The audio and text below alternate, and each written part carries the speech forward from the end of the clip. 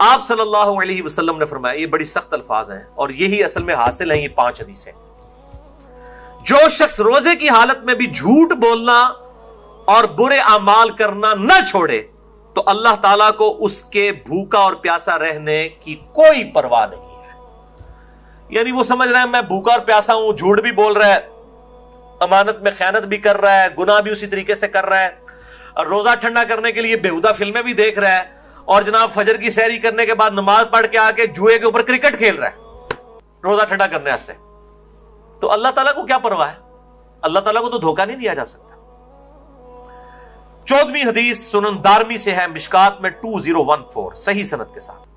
آپ صلی اللہ علیہ وسلم نے فرمایا، کتنے ہی روزہ دار ایسے ہیں کہ جنہیں اپنے روزے سے بھوک اور پیاس کے علاوہ کچھ نہیں ملتا، کوئی اجر نہیں ملتا، بس بھوکا پیاسا ہی رہتے ہیں، اور کتنے ہی قیام اللیل کرنے والے ایسے ہیں کہ جنہیں سوائے جاگنے کے کچھ نہیں ملتا، وہ انتظار ہی کرتے ہیں رکوع جدو امام جانا جا کے شامل ہوندے نے، اور باقی اکثر کو تو پتہ ہی نہیں کہ امام کیا پڑھ رہا ہے، وہ تو یہ اس انتظار میں ہوتے ہیں کہ کب یہ جو ہے نا وہ رکوع میں جائے، تو بیچارے ظاہر ہے کہ وہ اپنی نیند ہی قربان کر کے آ رہے ہوتے ہیں۔ اس سے بہتر ہے کہ گھر اپنے جو وہ نوافل پڑھنے پڑھ کے سو جائیں، بجائے یہ کہ آپ تکلیف میں کھڑے ہوں اور قرآن سن کے آپ کو بار بار یہ خیال آ رہا ہو کہ کدے رکوع کس ٹائم جاندہ ہے اور سمجھ بھی نہ آ رہا ہو، تو بہتر ہے پھر گھر میں بیٹھ۔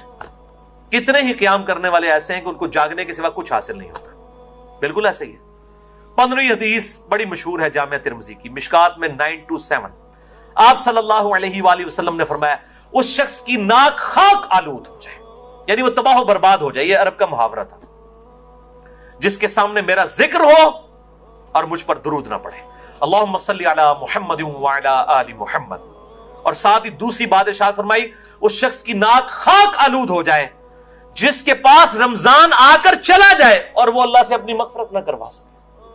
اتنا بہترین نیکیوں کا موسم آئے اور اپنی مغفرت نہ کروا سکے، برباد ہو جائے ایسا شخص جو رمضان میں اپنی مغفرت نہ کروا سکے۔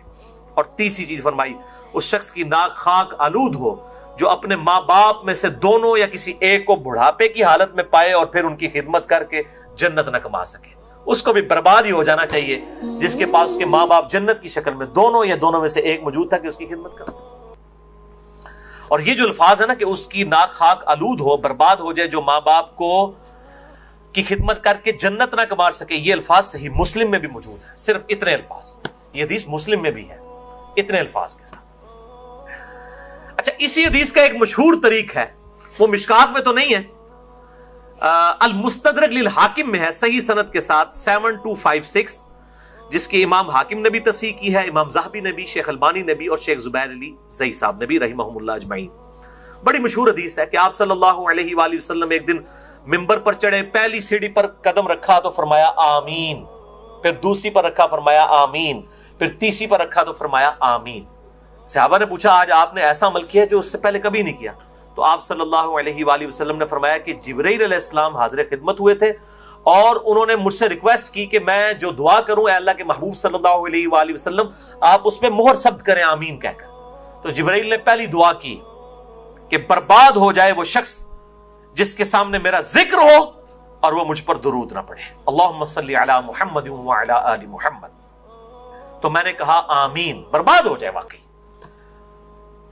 دوسری بات، اس میں ترتیب ذرا ڈیفرنٹ ہے، دوسری ترتیب جو ہے اس میں دوسرے والی الفاظ ڈیفرنٹ ہے، اس میں الفاظ ہیں دوسرے، برباد ہو جائے وہ شخص کہ جس کو ماں باپ دونوں یا دونوں میں سے کوئی ایک بڑھاپے کی حالت میں ملے اور وہ ان کی خدمت کر کے جنت نہ کما سکے۔ تو میں نے کہا آمین، برباد ہو جائے ایسا شخص۔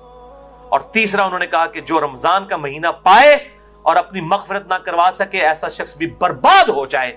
تو میں محمد صلی اللہ علیہ وآلہ وسلم میں نے مہر ثبت کر دی کہ واقعی وہ برباد ہو جائے، والعیاذ باللہ تعالی۔ تو میرے بھائیوں، بڑے پیشن کے ساتھ اس دفعہ رمضان کو اس نیت سے گزاریں کہ انشاءاللہ اس میں ہم نے اپنی مغفرت کروانی ہے انشاءاللہ تعالی۔ سیکنڈ لاسٹ حدیث 16ویں، مسند احمد سے، المستدرک للحاکم سے، شعب الایمان امام بیہقی کی کتاب سے، اور مشکات میں اس کا نمبر ہے 1963۔ آپ صلی اللہ علیہ وآلہ وسلم نے فرمایا قیامت کے دن روزہ اور قرآن دونوں شفاعت کریں گے، اللہ کے حضور سفارش کریں گے۔ روزہ کہے گا اے میرے رب، میں نے اس کو دن بھر کھانے پینے اور خواہشات نفسانی سے روکا رکھا، اے اللہ اس کے متعلق میری شفاعت قبول کر اسے بخش دے۔ اور قرآن کہے گا اے اللہ میں نے اس کو رات کے وقت نیند سے روک کے رکھا قیام اللیل میں، یہ مجھے سنتا رہا، اے اللہ میری شفاعت اس کے حق میں قبول فرما۔ اور اس حدیث میں الفاظ ہیں کہ اللہ تعالیٰ روزہ اور قرآن دونوں کی شفاعت قبول فرما لے گا، الحمدللہ۔ اور صحیح مسلم میں بھی ایک حدیث ہے، القرآن حجت لک او علیک، قرآن یا تیرے حق میں حجت ہے یا تیرے خلاف حجت ہے۔ اللہ تعالیٰ اس قرآن کو ہمارے حق میں حجت فرمائے، آمین۔ آخری حدیث 17ویں حدیث مسند احمد سے، مشکات میں ہے، اس کا نمبر 5331، یہ آخر میں نے رکھی تھی، بہت کریٹیکل ہے۔ آپ صلی اللہ علیہ وآلہ وسلم نے فرمایا، جس شخص نے دکھلاوے کے لیے نماز پڑھی اس نے شرک کیا، جس نے دکھلاوے کے لیے روزہ رکھا اس نے شرک کیا، اور جس نے دکھلاوے کے لیے اللہ کی راہ میں صدقہ کیا اس نے شرک کیا، والعیاذ باللہ تعالی۔ یعنی روزہ بھی تبھی قبول ہے جب اللہ کے لیے رکھا جائے۔ اکثر لوگ بڑے فخریہ کہہ رہے ہوتے ہیں میرا تو آج 8 پیرا روزہ ہے، فخریہ بتا رہے ہوتے ہیں، بھئی آپ نے اللہ کے لیے رکھا ہے، لوگوں کو جاگے کیوں اناؤنسمنٹ کر رہے ہو؟ اللہ کے لیے روزہ ہونا چاہیے۔ اخلاص نہیں ہوگا، اللہ کے لیے پروٹوکول نہیں ہوگا تو اس روزے کا کوئی فائدہ نہیں ہے۔ اور سورۃ الانعام کی آیت نمبر 162 مجھے ضمناً یاد آ گئی، قل ان صلاتی و نسکی و محیای و مماتی للہ رب العالمین۔ اے محبوب صلی اللہ علیہ وآلہ وسلم، آپ اللہ کے حضور عرض کیجئے اور اپنی عوام کو بھی بتا دیں، اپنی امت کو بھی، بے شک میری نماز، میری قربانی، میرا جینا، میرا مرنا، سب کچھ میرے اللہ کے لیے ہے جو سارے جہانوں کا پالنے والا ہے۔